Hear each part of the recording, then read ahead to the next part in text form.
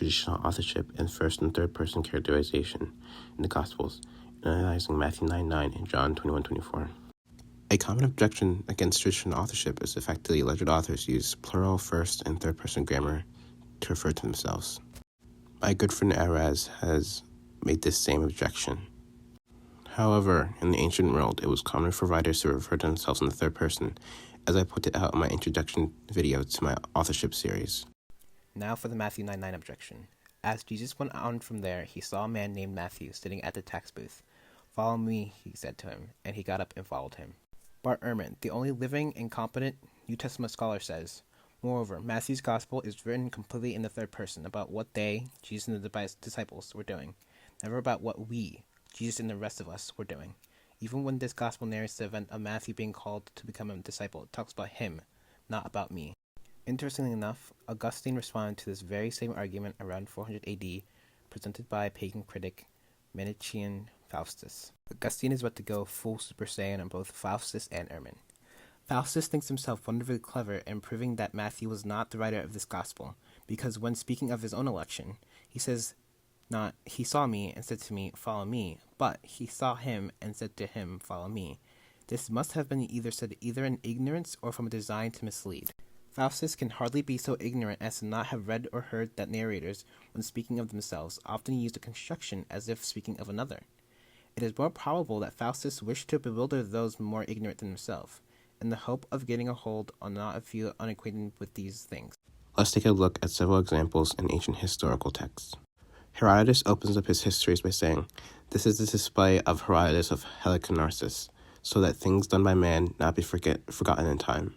Thucydides similarly opens up the Peloponnesian Wars by saying, "Thucydides, an Athenian, wrote the history of the war between the Peloponnesians and the Athenians." One could argue that these authors only mentioned themselves in the third person during prefaces, but this grammar is also used in describing events they took part in. Thucydides describes how he was involved in the successful capture of Amphipolis, an Athenian colony, by Spartan forces led by Commander Brasidas. Thucydides arrived too late to help the city, but is able to capture a nearby city of Aeon. Thucydides with his galleys arrived in the evening of the same day at Aeon. Brasidas had already gotten Aeon also. After this, Thucydides assured Aeon, so as it should be safe both for the present. Polybius explains how he helped the Seleucid prince Demetrius escape Roman custody via counsel and advice. Demetrius was much excited by the news, and immediately summoned Polybius to an interview. Polybius advised him. Josephus also frequently uses third-person language when describing events he took part in. Thus, Josephus escaped in the war with the Romans, and ended his own war with his friends, and was led by Nicanor to Vespasian. Xenophon also records there was in the army a certain Xenophon, an Athenian, who accompanied the army neither as a general nor as a private soldier. For further examination of ancient historians and third-person grammar, see William Sanger Campbell's 2010 article in the Journal of Biblical Literature.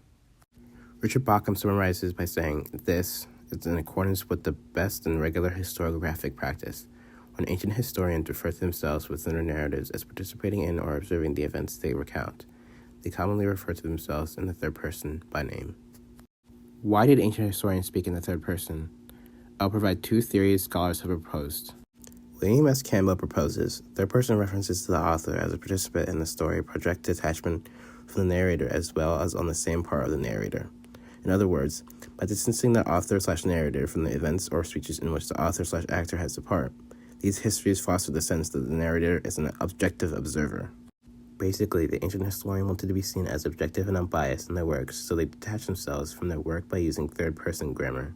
Bauckham disagrees with this theory and suggests, "It seems likely that the convention is a rather obvious way of maintaining the distinction between the author as an actor alongside others in the narrative and the author as a writer who is narrating the account."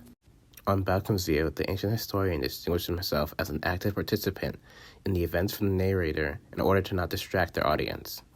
In conclusion, this accusation against Matthean authorship is not good once we examine third-person grammar in ancient works. Part 2 will be out soon.